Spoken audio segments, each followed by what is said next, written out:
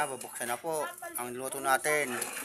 Para maganda-ganda. Ayan, unahan na ng asawa ko. Ang bangus na inihaw ng kanyang ama, ng kanyang asawa. Ayan, oh, ayan. Sarap. Umuusok-usok pa.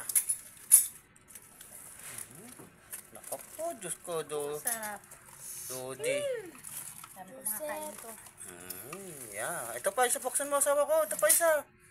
Yan. Baka dito, lipat mo dito sa kabila. Yan. Yan. Oh, salamat po. Nay, salamat. Yan, binuksan na. Bulat-latin mo na todo. Nanay ang may birthday. Tayo ang gigiwang. Bulat-latin mo. Ay, sarap. Oh, yan ang special recipe. Oh. Yung mga itsura. Tapos itong inihaw. Yan pa. Yan pa ang sinihaw. Yan pa ang... Ay, naku. Yan pa. Gustong-gusto talaga. Ay. Yan na. Kain na po tayo. Maraming salamat po. Sa taas. Sa nakakataas. Salamat po. Kain na. Unang tinikman. Unang tinira. Ako. Hindi alam ng asawa ko ano unang dadamputin niya sa dami ng kanya Laman lang. oh, ano. Sige.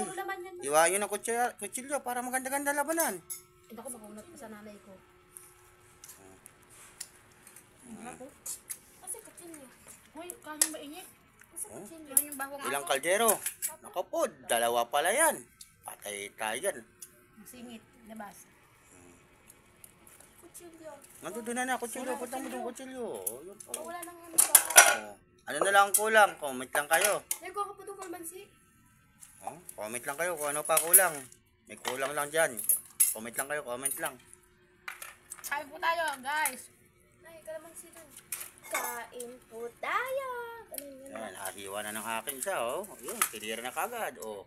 Yan, ito pa isa, oh, yun. Oh, tinira na rin. Ano kaya sa papa niya? Ito na lang. Guys, kain tayo. Kain na.